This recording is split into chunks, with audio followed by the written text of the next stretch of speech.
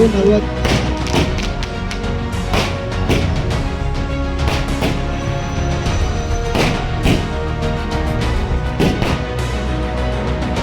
ಲಗ್ನಕರ ಹೋಗಮ್ಮಂತ ಹೋಗಿ ಬರೋಷ್ಟಿಗೆ ಮತ್ತೆ ಬೇರೆ ಸಮಸ್ಯೆ ಸಾಯಂಕಾಲ ಪ್ರಾರಂಭ ಆಯ್ತು.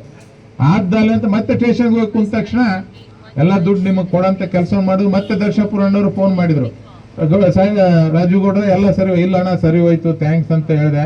ಇಲ್ರಿ ನೀವೇನು ರೈತರ ಕೆಲಸ ಮಾಡಿರೋ ಒಳ್ಳೇದಾಗ್ಲಿ ಅಂತೇಳಿ ಪಾಪ ಅವರು ಇದಕ್ಕೆ ಸಹಕರಿಸಕ್ಕೆ ಪೊಲೀಸ್ ಅಧಿಕಾರಿಗಳಿಗೂ ಮತ್ತು ದರ್ಶನಪುರ ಅಣ್ಣವ್ರಿಗೂ ಹೃದಯಪೂರ್ವಕ ನಾನು ಕೃತಜ್ಞತೆ ಸಲ್ಲಿಸ್ತೇನೆ. ಯಾಕಂದ್ರೆ ಮಾಡಿದ್ದು ಮಾಡ್ಯಾರ ಅಂತ ಹೇಳ್ಬೇಕಾಗ್ತದೆ. ಪಾಪ PSI ಇದಕ್ಕೆ ಬಹಳ ಕಷ್ಟಪಟ್ಟಾನೆ ಅಲ್ಲಪ್ಪ, ಅಷ್ಟಿಷ್ಟು ಕಷ್ಟಪಟ್ಟಿಲ್ಲ.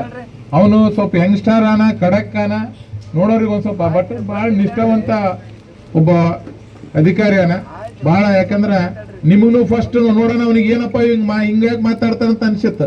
ಯಾಕೆ ಭೀಮ್ ನೋಡೋಣ ಫಸ್ಟ್ ಹಿಂಗ್ ನೋಡೋಣ ಏನು ಎದ್ರ ಮಾತಾಡ್ತಾನಲ್ಲ ಅನ್ಸಿತ್ತು. ನನ್ಗೆ ಅವತ್ತೇ ಅರ್ಥ ಆಯ್ತು ಒಳ್ಳೆವನ ಅದಕ್ಕೆ ಹಿಂಗ್ ಮಾತಾಡ್ತಾನಂತಂದು. ಅದೇ ತರ ನಾನು ಅವತ್ತೇ ನಿಮ್ಗೆ ಹೇಳಿದೆ ಅವ್ರ ಮೇಲೆ ನಂಬಿಕೆ ಇಡ್ರಪ್ಪ ಮಾಡ್ತಾನಂತೇಳಿ. ನಾವು ಅವನ ಮೇಲೆ ವಿಶ್ವಾಸ ಇಟ್ಟಕ್ಕೆ ಇವತ್ತೆಲ್ಲರಿಗೂ ದುಡ್ಡು ಬರೋಂಥ ಕೆಲಸ ಆಯ್ತು. ನಾನು ಕಾಣದ ಕೈಗಳಿಗೆ ಒಂದೇ ಕೆಲಸ ಹೇಳ್ತೀನಿ, ಬಡವರಿಗೆ ರೈತರಿಗೆ ನಿಮ್ಗೆ ಒಳ್ಳೇದು ಮಾಡೋದು ಆಗ್ಲಿಕ್ಕಂದ್ರೆ ಚಿಂತೆ ಇಲ್ಲ, ಕೆಟ್ಟದ್ದು ಮಾಡಕ್ ಹೋಗ್ಬೇಡ್ರಿ. ಕೆಟ್ಟದ್ದು ಮಾಡಕ್ ಹೋಗ್ಬೇಡ್ರಿ, ಒಳ್ಳೇದು ಆಗ್ಲದು. ನಿಮ್ಮ ಅಧಿಕಾರದಾಗಿದ್ರೆ ನಿಮ್ಮ ಆದ್ಯ ಕರ್ತವ್ಯ ಅವ್ರು ದುಡ್ಡು ಉಸುರು ಮಾಡಿ ಕೊಡ್ಬೇಕಾಗಿತ್ತು. ಆದ್ರೇನೋ ಕೊಟ್ಟಿಲ್ಲ. ಯಾವುದೋ ರೀತಿಯಿಂದ ನಾನು ತಂದು ಕೊಟ್ಟಿದ್ದೀನಿ. ನಾನು ಕೊಟ್ಟರೆ ಅಂದ್ರೆ ನನ್ನ ಇದ್ರ ಮೇಲೆಲ್ಲ ಎಲ್ಲಾ ರೈತರಿಗೆ ಕಷ್ಟ ಆಗ್ಯದಪ್ಪ ಅಂತಂದು ಅವತ್ತು ಒಂದು ದೊಡ್ಡ ಸ್ಟೆಪ್ಪೇ ತೊಗೊಂಡಿದ್ವಿ. ನಾವು ಯಾರು ತೊಗೊಂತಿದ್ದಿಲ್ಲ. ನಾವ್ ಯಾವತ್ತೂ ಅಷ್ಟು ಸಿಟಿಗೆ ಎದ್ದಿಲ್ಲ ಜೀವನದಾಗ.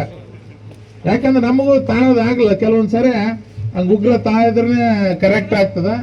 ಅದು ಬೇರೆಯವ್ರ ಮೇಲೆ ತಾಳ್ತೀವಿ. ಆದ್ರೆ ಬೇರೆಯವ್ರಿಗೆ ಜನಸಾಮಾನ್ಯರಿಗೆ ಯಾವತ್ತೂ ತೊಂದರೆ ಕೊಡೋಂಥ ಕೆಲಸವನ್ನು ಮಾಡಿದ್ದಿಲ್ಲ, ಮಾಡಂಗಿಲ್ಲ. ಆದ್ರೆ ಅನಿವಾರ್ಯ ಪರಿಸ್ಥಿತಿ ಬಂತು. ಅಂತ ಟೈಮ್ನಾಗ ಅನಿವಾರ್ಯವಾಗಿ ಆ ಉಗ್ರ ತಾಳಿದ್ವಿ. ಅದೇ ನಾಳೆ ಇದೇ ಭಾಷಣದಾಗ ಕೆಲವೊಂದು ಆಂಧ್ರ ಕ್ಯಾಂಪ್ಗಳು ಹೋದಾಗ ಇವರೇ ಭಾಷಣ ಮಾಡ್ಕೊತ ಹೋಗ್ತಾರ ಕೆಲವೊಂದು ನಮ್ಮ ವಿರೋಧಿಗಳು.